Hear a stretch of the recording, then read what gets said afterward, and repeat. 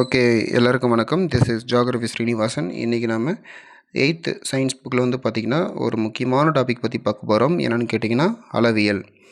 அதாவது நம்ம இங்கிலீஷில் என்ன சொல்லுவோம், மெஷர்மெண்ட் அப்படின்னு சொல்லுவோம். சரிங்களா, மெஷர்மெண்ட்.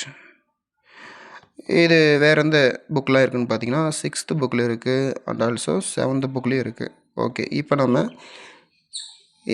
நம்ம இன்றைக்கி 8th புக்கை பற்றி பார்க்க போகிறோம். சரிங்களா, இப்போ நம்ம 6th போக வேணாம், 8th போக வேணாம், ஸ்ட்ரைட்டாக நீங்கள் எடுத்த உடனே 8th புக்கு வந்துட்டிங்க அப்படின்னா உங்களுக்கு அந்த பேசிக் ஃபண்டமெண்டல் ரொம்ப ஈஸியாக இருக்கும். ஏன்னு கேட்டிங்கன்னா, அளவீடியல் பொறுத்த வரைக்கும், இந்த டாபிக் பொறுத்த வரைக்கும் ஒரு சப் டாபிக் ஒன்று இருக்குங்க. எஸ்ஐ அழகுமுறைன்னு சொல்லுவாங்க. சரிங்களா, எஸ்ஐ யூனிட்னு சொல்லுவாங்க இல்லையா, எஸ்ஐ அழகுமுறை. இந்த எஸ்ஐ அழகுமுறைக்கான ஒரு பேசிக்கான ஃபண்டமெண்டல் ஒரு புரிதல் எங்கே இருக்குன்னு கேட்டிங்கன்னா இந்த 8th சயின்ஸ் புக்கில் கொடுத்துருக்காங்க. ஸோ நான் நினைக்கிறேன் உங்களுக்கு 8th புக்கிலேருந்து இந்த அளவீட்டில் ஸ்டார்ட் பண்ணால் உங்களுக்கு பேசிக் அந்த எஸ்ஐ யூனிட் பற்றின ஒரு புரிதல் நல்ல ஆழமாக இருக்கும்னு நான் நினைக்கிறேன். அதனால் உங்களுக்கு இந்த 8th ஸ்டாண்டர்ட்லேருந்து நான் ஸ்டார்ட் பண்ண போகிறேன். ஓகே, டைம் வேஸ்ட் பண்ணாமல் ஸ்ட்ரைட்டாக டாப்பிக்குள்ளே போயிடுவோம். பொதுவாக அளவீட்டியல் அப்படின்றது பார்த்திங்கன்னா ஒவ்வொரு புக்கு மாறும். இதுவே 6th புக்கில் பார்த்திங்கன்னா அளவியல் அப்படின்ற மாதிரி இருக்கும். சில புக்ஸில் வந்து அளவீட்டியல் அப்படின்ற மாதிரியும் கொடுத்துருப்பாங்க. வாட் எவர் இட் இஸ், எல்லாமே சேம் மீனிங் தான். பொதுவாக நம்ம இதுக்காக அளவீட்டியல் பற்றி படிக்கிறோம் அப்படின்னு பார்த்திங்கன்னா, ஜென்ரலாக நம்மளுடைய ஹியூமன் லைஃப்பில் பார்த்திங்கன்னா இந்த அளவு அப்படின்ற ஒரு விஷயத்தை நம்ம யூஸ் பண்ணாமல் நம்மளுடைய வாழ்க்கை நகராதுன்னு சொல்லலாம். ஃபார் எக்ஸாம்பிள், நீங்கள் ஒரு பெட்ரோல் பங்க் போகிறீங்க, ஒரு 1 லிட்டர் 2 லிட்டர் அப்படின்ற மாதிரி ஒரு அளவுகளை யூஸ் பண்ணி பெட்ரோல் கேட்பீங்க. இதே ஒரு மார்க்கெட் போகிறீங்கன்னா 1 கிலோ தக்காளி, 2 கிலோ வெங்காயம் அப்படின்ற மாதிரி கேட்பீங்க. இதுவே நீங்கள் ஒரு துணி கடைக்கு போகிறீங்க அப்படின்னா 1 மீட்டர் துணி கொடுங்க, 2 மீட்டர் துணி கொடுங்கன்னு சொல்லி இப்படி கேட்பீங்க. அப்புறம் இங்கேருந்து ஒரு கடத்தருக்கு நடந்து போகணும் அப்படின்னா ஒரு 500 மீட்டர் 1 கிலோமீட்டர் நடந்து போவீங்க. ஸோ இதெல்லாம் வச்சு பார்க்கும்போது நீங்கள் என்ன பண்ணுறீங்கன்னா ஒவ்வொரு விஷயங்களும் நீங்கள் டினோட் பண்ணி தான், ஒரு அளவுகளை யூஸ் பண்ணி தான் நீங்கள் என்ன பண்ணுவீங்க, டினோட் பண்ணுவீங்க. ஃபார் எக்ஸாம்பிள், நீங்கள் காய்கறி வாங்கும்போது 1 கேஜி, என்னங்க 1 கேஜி காய்கறி வாங்குவீங்க. பால், ஒரு திரவம் லிக்விடை பொறுத்த வரைக்கும் 1 லிட்டர் 2 லிட்டர் அப்படின்ற லிட்டர் பேசிஸில் வாங்குவீங்க. அதுவே நீங்கள் நடந்து போவீங்க அப்படின்னா கிலோமீட்டர் நடந்து போவீங்க. ஸோ இதெல்லாம் வச்சு பார்க்கும்போது உங்களுக்கு வந்து பார்த்திங்கன்னா இதெல்லாம் ஒரு பேசிக்கான ஒரு யூனிட். சரிங்களா, ஒரு யூனிட்டில் சொல்லும்போது தான் அது எவ்வளவு தூரம், எவ்வளவு எடை, எவ்வளவு லிட்டர், எவ்வளவு கொள்ளளவுன்றது உங்களுக்கு தெரிய வரும். அப்போது ஒவ்வொரு விஷயமும் நம்ம என்ன பண்ணுறோம், யூனிட்டை வச்சு அட்டாச் பண்ணி தான் நம்ம சொல்கிறோம். ஃபார் எக்ஸாம்பிள், ஒரு படிக்காத காய்கறி வியாபாரி கூட என்ன பண்ணுவார், ஒரு 2 கிலோ தக்காளி வாங்கிட்டு போப்பா, குழம்பு சூப்பராக இருக்கும், வாங்கிக்கோங்கன்னு சொல்லுவார். சரிங்க, 2ன்றது ஓகே, அதை நாங்கள் கிலோகிராம்னு சொல்கிறீங்க, கிலோகிராம்னு என்னென்னு சொல்லி அவர்கிட்ட போய் கேளுங்க. அந்த படிக்காத வியாபாரி கூட என்ன சொல்லுவார், இதை வச்சு தான் அளந்து சொல்ல முடியும், ஒரு கிலோவுக்கு ஒரு 20-30 தக்காளி பழம் வரணும்னு வச்சுக்கோங்க, அதை நம்ம கிலோகிராம்னு சொல்லுவோம்பா அப்படின்னு அவரே சொல்லுவார். அப்போது இது என்னன்னு கேட்டிங்கன்னா அதுக்கு மேலே அவருக்கு தெரியாது, ஆனால் கிலோகிராம் அப்படின்னு சொல்லுவார். சரிங்களா, இதுவே நீங்கள் ஒரு பெட்ரோல் பங்கில் போயிட்டு ஒரு 2 கிலோகிராம் பெட்ரோல் போடுப்பா என் பைக்குக்கு அப்படின்னு சொல்லி பாருங்கள். பெட்ரோல் ஊற்றுறவர் ஒரு மாதிரி பார்ப்பார், என்னடா அது மண்டை குழம்பி மென்டல் ஆகிட்டானா, இல்லை இவங்க கூட சேர்ந்து நாம் மென்டல் ஆகிட்டோம் அப்படின்ற மாதிரி பார்ப்பார். அதெல்லாம் விடுங்க. இதுவே ஒரு ஒரு ஒரு பூ வியாபாரிட்டு போனீங்கன்னா ஒரு முழம் பூ கொடுங்க அப்படின்றதுக்கு பதிலாக ஒரு 2 கிலோமீட்டர் பூ கொடுப்பான்னு கேட்டு பாருங்க, என்னங்க புரியல அப்படிம்பாரு. ஏன் 2 கிலோமீட்டர் பூனா அது எவ்வளோ நீளம், இவ்வளோ பெரிய சரம் சொல்லுங்கள், அதெல்லாம் நடக்கிற காரியமாக 2 கிலோமீட்டருக்கு.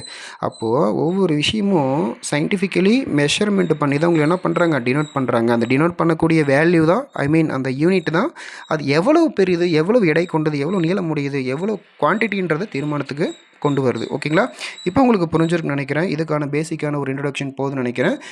ஓகே, இப்போ அளவீடுகளுக்கு மிக முக்கியமான தேவைப்படக்கூடிய ஒரு 3 விஷயங்களை பற்றி பார்க்கலாம். சரிங்களா, இங்கேருந்து ஸ்டார்ட் பண்ணிடலாம். சரிங்களா, ஒரு பொருள் நான் அளக்கிறேன். ஃபார் எக்ஸாம்பிள், ஒரு ஸ்டடி டேபிள் இருக்குது, என்னங்க ஸ்டடி டேபிள் இருக்குது. நான் இதை வந்து அளந்து இது எவ்வளோ பெரிய டேபிள் அப்படின்றத நான் எப்படி கண்டுபிடிக்கணும், டோட்டல் ஏரியாவை கண்டுபிடிக்கணும். டோட்டல் ஏரியா கண்டுபிடிச்சோம் அது எவ்வளவு பெரிய சர்ஃபேஸான ஒரு டேபிள்ன்றதை கண்டுபிடிக்கலாம். எப்படி, முதல்ல 3 விஷயங்கள் நமக்கு தேவைப்படும். ஒரு பொருளை வந்து அளந்து அக்யூரேட்டாக ஒரு வேலையை கண்டுபிடிக்கணும்னா நமக்கு 3 விஷயங்கள் தேவைப்படும். முதல் விஷயம் இன்ஸ்ட்ருமெண்ட், அதாவது கருவி.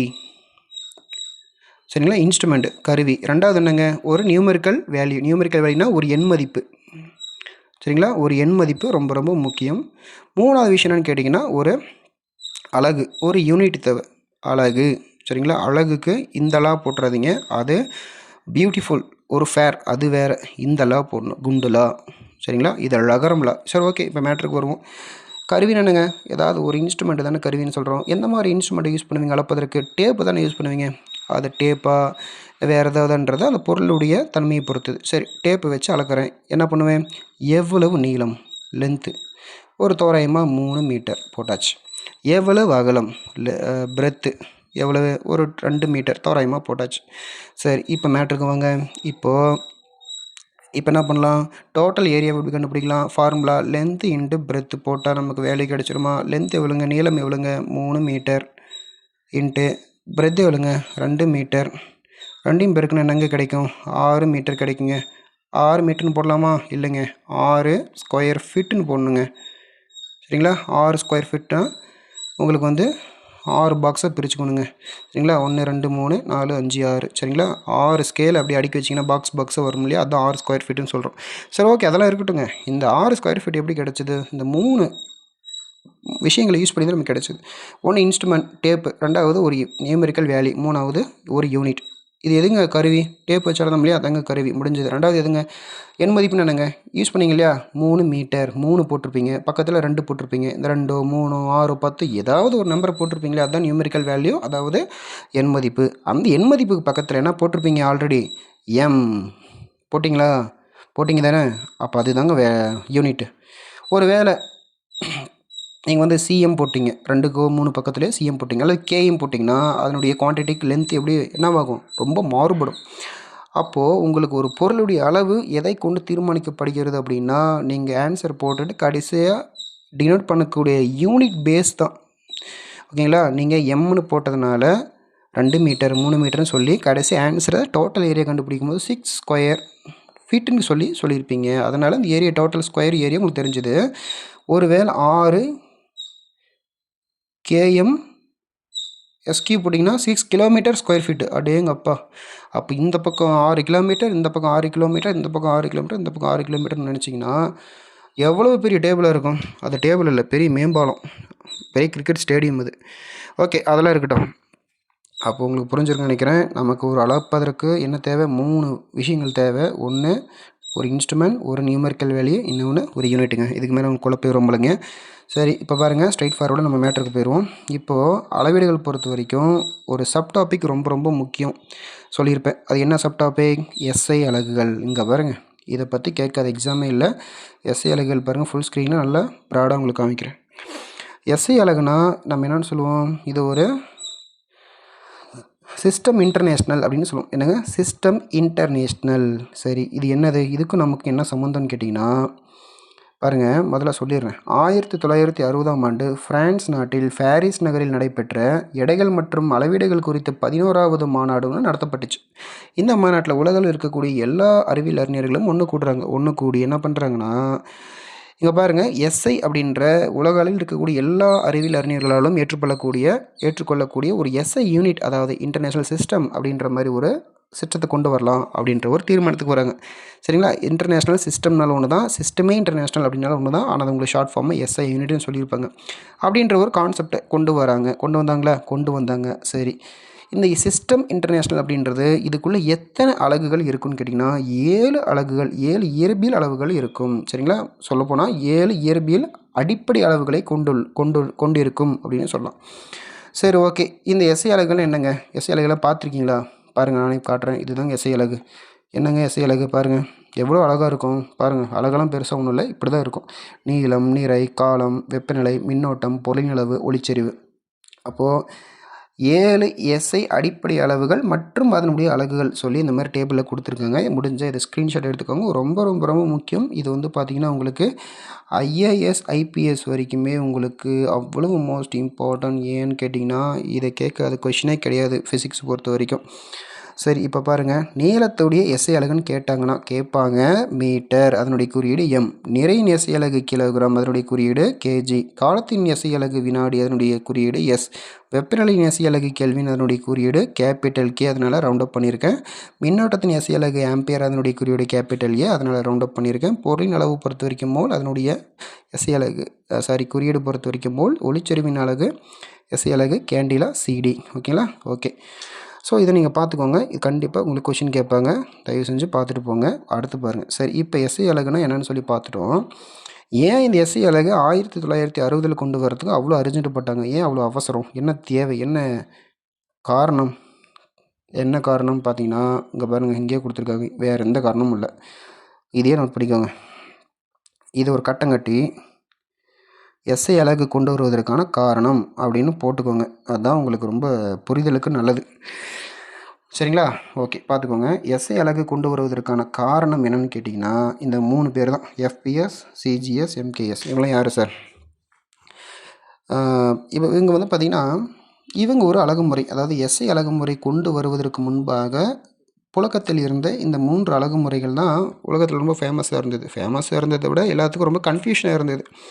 என்ன கன்ஃபியூஷன்? இப்போது உலக அளவில் இருக்கக்கூடிய ஒவ்வொரு கண்ட்ரியினுடைய சயின்டிஸ்ட் வந்து பார்த்திங்கன்னா, அவங்களுக்கு ரிசர்ச் ஆகட்டும், ஏதாவது ஒரு அளவுகள் அளந்து வைக்கணும், ஏதாவது அவங்களுடைய தியரி புக்கில் எழுதி வைக்கணும் அப்படின்னா, அவங்களுக்கு என்ன புரியுமோ அந்த டேர்மில் தான் எழுதி வச்சுட்டு செத்து போயிட்டாங்க.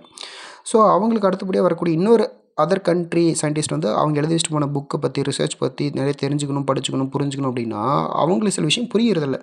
ஃபார் எக்ஸாம்பிள் என்ன சார் புரியுறதில்லன்னு பார்த்தீங்கன்னா, இப்போ இது வந்து லண்டன் போங்க. லண்டனில் போயிட்டிங்கன்னா எஃபிஎஸ் அப்படின்ற முறை ரொம்ப ஃபேமஸ். அங்கே என்ன பண்ணியிருக்காங்க, எஃபிஎஸ் அப்படின்ற ஒரு மெத்தடை யூஸ் பண்ணாங்க. இதுதான் யூனிட்டாக யூஸ் பண்ணிட்டு இருந்தாங்க. எஃபிஎஸ்னா என்னங்க? எஃப்னா ஃபுட்டு, பினா பவுண்டு, எஸ்னா செகண்டு. ஃபார் எக்ஸாம்பிள் ஃபுட் அப்படின்றது எதுக்கு தமிழில் என்ன சொல்லுவோம்? அடின்னு சொல்லுவோம். பினா பவுண்டுன்னு சொல்லுவோம். எஸ்னா வினாடின்னு சொல்லுவோம். இதெல்லாம் எதுக்குங்க? நீளத்தை அளக்க அடி அப்படின்ற யூனிட்டை யூஸ் பண்ணாங்க. அடி மட்டும் நான் ரவுண்ட் அப் பண்ணுறேன். அடுத்தது நிறைய அளப்பதற்கு பவுண்ட் அப்படின்ற யூனிட் யூஸ் பண்ணாங்க. அப்புறம் காலத்தை அளப்பதற்கு வினாடி அப்படின்ற யூனிட்டை யூஸ் பண்ணாங்க. சரி, ஓகே, இது லண்டனில் ஃபேமஸ். ஓகே, இது இன்னொரு நாட்டுக்கு போங்க. அங்கே பார்த்தீங்கன்னா சிஜிஎஸ் அப்படின்ற இன்னொரு யூனிட்டை வேறு யூஸ் பண்ணுறாங்க. என்னடா புதுசாக குழப்பிறாங்களே அப்படின்னு பார்த்தா, இங்கே பாருங்கள், நீளத்தை அளப்பதற்கு சென்டிமீட்டர் அப்படின்ற யூனிட் யூஸ் பண்ணுறாங்க. அடுத்தது நிறைய அளப்பதற்கு கிராம் அப்படின்ற யூனிட்டை யூஸ் பண்ணுறாங்க. காலத்தை அளப்பதற்கு வினாடின்ற யூனிட்டை யூஸ் பண்ணுறாங்க.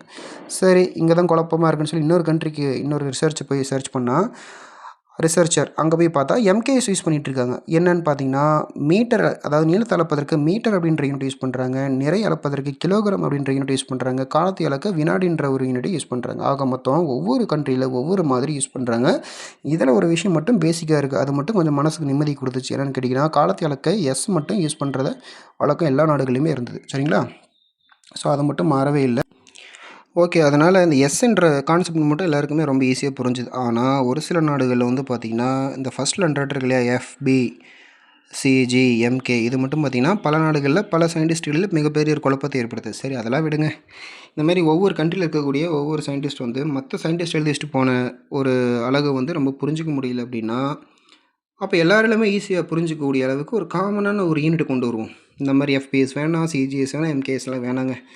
நமக்கு தேவை எல்லாமே நம்ம எல்லாமே சயின்டிஸ்ட். நமக்கு எப்படி இங்கிலீஷ் ஏபிசிடி 26 எழுத்து எல்லா உலகத்துக்குமே காமனாக அந்த மாதிரி ஒரு 7 அளவுக்கு கொண்டு வந்துட்டோம் அப்படின்னா அது நமக்கு பிரச்சனையே இல்லைங்க அப்படின்னு சொல்லிட்டு 1960 ஆண்டு காலகட்டத்தில் வந்து பார்த்திங்கன்னா ஃப்ரான்ஸ் நாட்டில் பாரிஸ் நகரில் 11th கான்ஃபரன்ஸ், சயின்டிஃபிக் கான்ஃபரன்ஸ் நடத்தி அங்கே எல்லா சயின்டிஸ்டோடைய கோரிக்கைக்கு பொதுவாக இருக்கக்கூடிய 7 யூனிட்டை வந்து அவங்க அப்சர்வ் பண்ணிக்கிட்டாங்க. அதுதான் சிஸ்டம் இன்டர்நேஷ்னல் அப்படின்னு சொல்லக்கூடிய இந்த 7 அடிப்படை எஸ்ஐ அலகுகள். ஓகேங்களா? இதை பார்த்துக்கோங்க. ஸோ இப்போ உங்களுக்கு புரிஞ்சிருன்னு நினைக்கிறேன் எதனால் எஸ்ஐ யூனிட் அப்படின்றதுக்கான ஒரு கான்செப்ட் இன்ட்ரடியூஸ் ஆச்சு அப்படின்றது. ஓகேங்களா? ஸோ அதுக்கான காரணமே இந்த 3 பேர் தான். சரிங்களா? FPS, சிஜேஎஸ், MKS. ஓகே, இன்னொரு விஷயம், அதை பற்றி இன்னொரு எக்ஸ்ட்ரா தகவல் சொல்லியிருக்காங்க. என்னென்னு பார்த்தீங்கன்னா, இந்த ஃபஸ்ட்டு 2 பேர் இருக்கிறாங்க இல்லையா, சிஜேஎஸ், எம்கேஎஸ் மற்றும் எஸ்ஐ அழகுமுறைகள், இவங்க எல்லாமே மெட்ரிக் அழகுமுறை அப்படின்ற கான்செப்ட் வகையை சேர்ந்தவங்க. ஆனால் எஃபிஎஸ் மட்டும் பார்த்திங்கன்னா it is not a metric method. சரிங்களா? ஃபார் எக்ஸாம்பிள் ஏன்னு கேட்டிங்கன்னா, இவங்க ஆங்கில இயற்பியலாளர்கள் மட்டுமே பயன்படுத்தக்கூடிய ஒரு அழகுமுறை. ஸோ இப்போ வரைக்கும் லண்டன், இங்கிலாந்துலாம் போனீங்கன்னா இன்னமும் அவங்க வந்து ஃபுட் பர் செகண்ட், என்ன சொல்கிறது, ஃபுட்டு, பவுண்டு, செகண்ட் இந்த மாதிரிலாம் யூஸ் பண்ணிட்டு தான் இருக்காங்க. அவங்களுக்கு திருத்த முடியாது, விட்டுருங்க.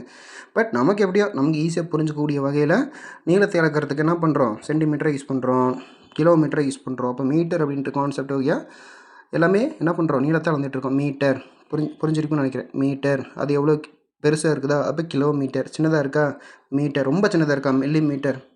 இது நமக்கு போதும் இல்லையா? நம்ம ஒன்றும் பவுண்டு வச்சு ஒன்றும் கராத்தெல்லாம் பண்ண போகிறதில்ல, தேவையில்லை, விட்டுருங்க. அடுத்து பார்த்திங்கன்னா,